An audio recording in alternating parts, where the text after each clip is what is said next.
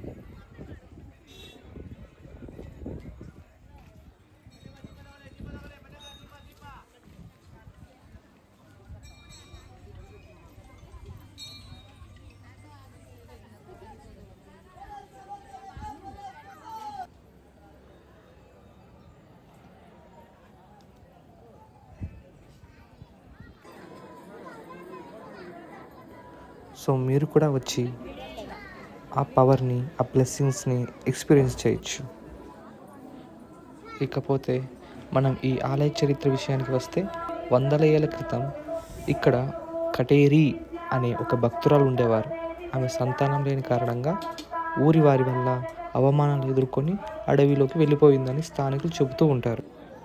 కొన్నాళ్ళ తర్వాత ఒక గొర్రెల కాపరికి అడవిలోని ఒక చెట్టు కింద ఒక వెలుగు కనిపిస్తుంది. అక్కడ వెతకగా ఒక అద్భుతమైన విగ్రహం బయటపడింది. ఆ విగ్రహమే కాటేరమ్మ దేవి అని, ఆమె సాక్షాత్తు శక్తి స్వరూపిణి అని గ్రామస్తులు నమ్మి ఇక్కడ ఆలయాన్ని నిర్మించారు. ఈ ఆలయంలో ఉన్న పెద్ద మర్రి చెట్టు చాలా పవిత్రమైనది. భక్తులు తమ కోరికలు నెరవేరాలని ఈ చెట్టుకు 48 లేదా 108 ప్రదక్షిణాలు చేసి కొబ్బరికాయలు కడతారు. ముఖ్యంగా పెళ్ళి కావలసిన వారు, సంతానం కోరుకునేవారు ఇక్కడికి పెద్ద సంఖ్యలో వస్తూ ఉంటారు.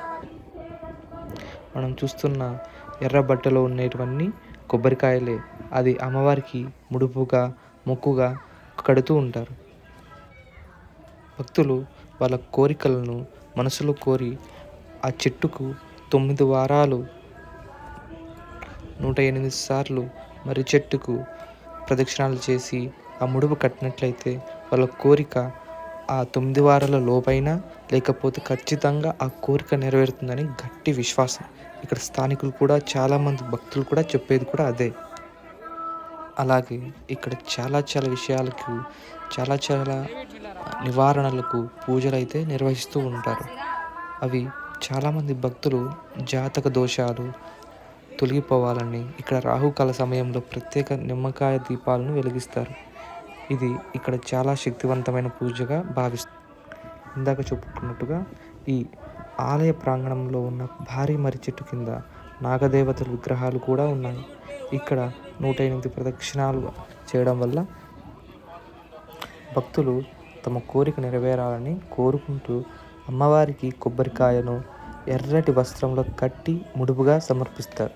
కోరిక తీరాక మళ్ళీ వచ్చి అమ్మవారికి మొక్కులు చెల్లించుకుంటారు.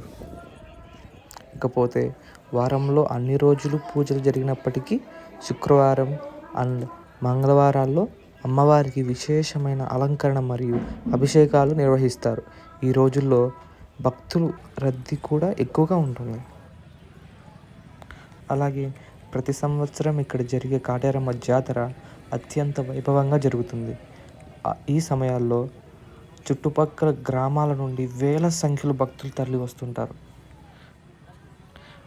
భక్తులందరూ కలిసి కాటేరమ్మ జాతరని అంగరంగ వైభవంగా ఎంతో కన్నుల విందుగా చేస్తారు. సో అది ఫ్రెండ్స్ ఇవాళ వ్లాగ్. ఈ వీడియో మీకు నచ్చినట్లయితే ఆ లైక్ బటన్ ఉందిగా, అది నొక్కేయండి. మీ ఫ్రెండ్స్ గ్రూప్లో ఎవరైనా బెంగళూరు చుట్టుపక్కల టెంపుల్స్కి వెళ్దాం అనుకుంటే వాళ్ళకి ఈ వీడియో తప్పకుండా షేర్ చేయండి. ఇలాంటి ఇంట్రెస్టింగ్ ప్లేసెస్ అస్సలు మిస్ అవ్వకూడదు అనుకుంటే మన ఛానల్ని సబ్స్క్రైబ్ చేసుకోండి. మళ్ళీ నెక్స్ట్ వీడియోలో కలుద్దాం. అప్పటి వరకు టేక్ కేర్. Bye bye.